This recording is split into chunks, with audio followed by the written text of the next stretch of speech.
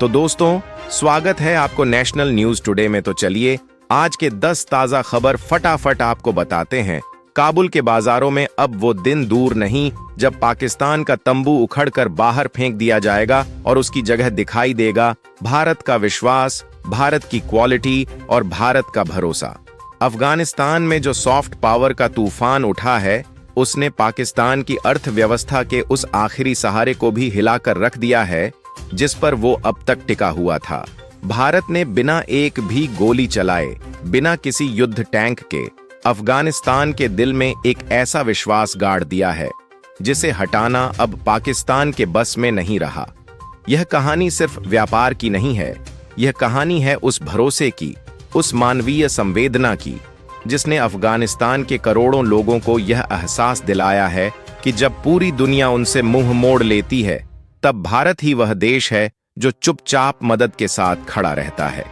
दिल्ली के PhD chamber of commerce में हुई हाई लेवल मीटिंग ने पाकिस्तान को ऐसा झटका दिया है जिसकी गूंज सीधे इस्लामाबाद तक सुनाई दे रही है।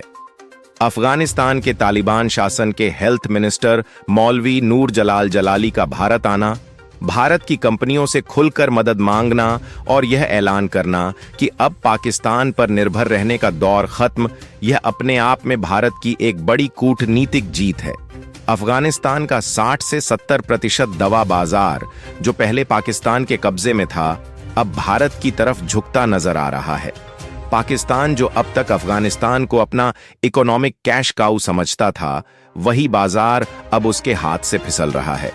अफगान मंत्री का यह बयान कि भारतीय खोए हुए भाई जैसे हैं, पाकिस्तान के लिए किसी कूटनीतिक थप्पड़ से कम नहीं है। वर्षों से पाकिस्तान अफगानिस्तान को अपने प्रभाव के अधीन रखने का सपना देखता रहा, लेकिन भारत ने शांति, चिकित्सा और मानवीय आधार पर जो रिश्ता तैयार किया है, उसने इस्लामाबाद का पूरा खेल बिगाड़ दिया।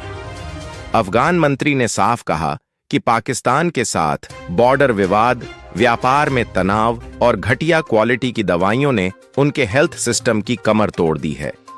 ऐसे में भारत ही वह विकल्प है जिस पर अफगान जनता भरोसा कर सकती है। भारत की दवाइयों की क्वालिटी पहले से ही दुनिया में साबित है। यही वजह है कि अब अफगानिस्तान चाहता है कि भारतीय कंपनियां सिर्फ दवाइयां न भेजें, बल्कि वहां आकर अपनी फैक्ट्रियां लगाएं, रोजगार दें, सिस्टम मजबूत करें और लंबे समय के रिश्ते बनाएं। यही वह मास्टर स्ट्रोक है जिसे देखकर पाकिस्तान की धड़कनें तेज हो गई हैं और चीन भी सोच में पड़ गया है कि आखिर भारत ने इतनी खामोशी में इतनी बड़ी चाल कैसे चल दी। अब कहानी का दूसरा बड़ा चेहरा देखिए, भारत की रणनीति और पाकिस्तान की बेचैनी। भारत ने काबुल में अपने प्रतिनिधिकरण यादव के जरिए जो प्लान बनाया है, वह सिर्फ व्यापार का प्लान नहीं, बल्कि एक लंबी सोची समझी कूटनीतिक रणनीति है। करण यादव ने साफ कह दिया है कि यह वक्त मुनाफा कमाने का नहीं, बल्कि भरोसा कमाने का है। भारत शॉर्ट टर्म में सप्लाई देगा, लेकिन असली लक्ष्य अफगानिस्तान के अंदर मेडिकल इंफ्रास्ट्रक्चर को खड़ा करना है। यानी आज दवाइयां भारत से जाएंगी, कल वही दवाइयां अफगानिस्तान की धरती पर भारतीय कंपनियां बनाकर देंगी। इससे वहां रोजगार पैदा होगा, हेल्थ सिस्टम मजबूत होगा और भारत की मौजूदगी स्थायी हो जाएगी। पाकिस्तान के लिए यह सबसे बड़ा खतरा है, क्योंकि अगर भारत ने अफगान जमीन पर अपना मेडिकल ढांचा खड़ा कर दिया, तो पाकिस्तान का दखल हमेशा के लिए खत्म हो जाएगा। अफगान मंत्री ने भी साफ कर दिया है कि पाकिस्तान के 70% हिस्से को धीरे धीरे खत्म करके भारत को देना उनका लक्ष्य है।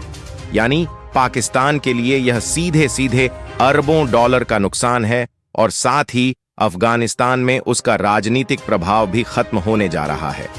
पाकिस्तान चाहेगा कि इस सप्लाई चेन को किसी न किसी तरह रोके, लेकिन भारत ने इसके लिए पहले ही चाबहार पोर्ट का रास्ता तैयार कर लिया है। अब भारत को पाकिस्तान की जमीन से गुजरने की जरूरत नहीं है। भारत सीधे ईरान के रास्ते अफगानिस्तान तक अपना सामान पहुंचा सकता है और यही बात पाकिस्तान की रातों की नींद उड़ाने के लिए काफी है। यही नहीं, Bharat medical training, technical support और लॉन्ग टर्म सहयोग के जरिए अफगानिस्तान के भीतर गुडविल बना चुका है। लगातार अफगान मंत्रियों के भारत आने, बातचीत करने और सहयोग मांगने ने यह साफ कर दिया है कि अफगानिस्तान का झुकाव अब नई दिल्ली की तरफ है, ना कि इस्लामाबाद की।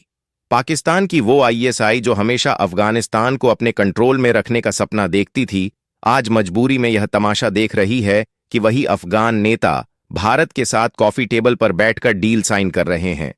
भारत ने बिना सेना भेजे, बिना युद्ध किए, सिर्फ मानवीय नीति और रणनीतिक सोच से पाकिस्तान को चेकमेट कर दिया है।